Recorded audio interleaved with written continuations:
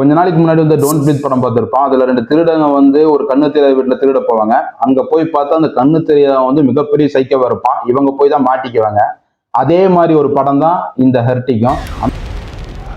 அமெரிக்கால லேட்டர் டே செயின்ட்ஸ்னு ஒரு சர்ச் இருக்கு. அதுல இருந்து 2 சிஸ்டருங்க வீடு வீடா போய் அவங்க மதத்தை பத்தி சொல்லிட்டு இருக்காங்க. அப்படி ஒரு வீட்டுக்கு போறாங்க. கொஞ்சம் ஐசோலேட்டடா இருக்கு அந்த வீடு.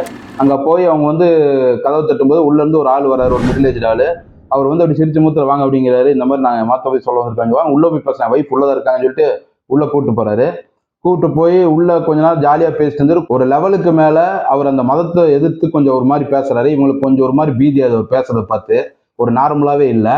அதுக்கப்புறம் அவர் வந்து உள்ள போய் நான் வந்து டீ எடுத்து தொலைஞ்சு உள்ள போறாரு.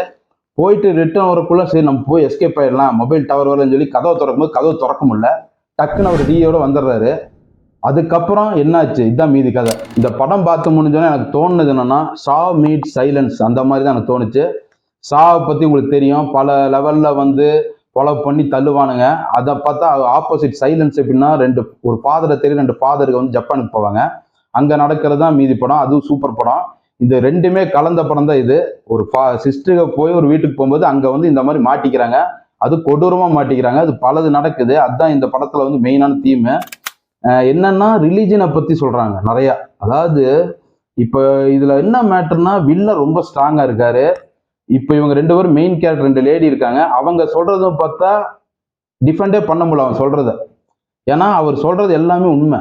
அந்த ரிலீஜனை பத்தி அவர் சொல்றது, ஒவ்வொரு ரிலீஜனும் வந்து இன்னொரு ரிலீஜன் எடுத்து தான் கதை உருவாக்குறாங்க அப்படின்னு சொல்றாரு. அவர் இது எல்லாத்துலயுமே சொல்றாரு. இப்ப அதுல ஜீசஸை பத்தி சொல்லும்போது பாத்தீங்கன்னா, நீங்க சொல்றீங்க அது வந்து அப்படியே வந்து கிருஷ்ணரோட கதை. அவங்க அப்பா கார்பெண்டரு, இதே வந்து தொட்டில், இதே மாதிரி வந்து அவர் பிறந்தோன்னே நிறைய அவருக்கு வந்து ராஜா கேடுன்னு சொல்லி பல குழந்தைகள் கொள்ளப்போ தப்பிக்க விட்டு இவங்களை இது பண்ணாங்க அப்படின்னு சொல்லி நிறைய கதை வருது இதுல.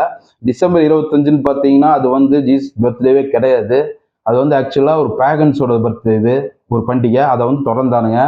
அதே மாதிரி வந்து இந்த மாதிரி ரீசரக்ஷன் ஆனவங்க, ஜீசஸ் வந்து உயிர் தெழுந்ததெல்லாம் பார்த்தீங்கன்னா இது பல எகிப்திய மதத்துல இருந்து இது வந்து காப்பி அடிச்சு அந்த மாதிரி சொல்றாரு. அதாவது எல்லா ரிலீஜியனோட கதையிலும் ஒரே கதை தான், வேற ஒரு மதத்திலிருந்து எடுத்த கதை தான் அப்படின்னு சொல்லி இந்த படத்துல ஸ்ட்ராங்கா சொல்றாரு.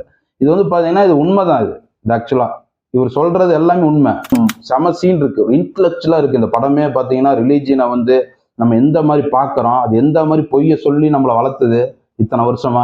சின்னதுல இருந்து வந்து பாத்தீங்கன்னா நம்மளை கண்ட்ரோல் பண்ணிட்டு தான் இருக்கு மதம். நம்ம மதம் வந்து நமக்கு ஒண்ணுமே பண்ணல, வாலண்டியரா எல்லாமே பண்ணதான் தவிர நமக்குன்னு அந்த ஒரு இந்த தாட்ஸ் வந்து தோணுது கிடையாது. இந்த படத்துல அதுதான் சொல்றாங்க. அவர் வில்லன் சொல்றது வந்து அப்படியே உண்மையா இருக்கு எல்லாமே.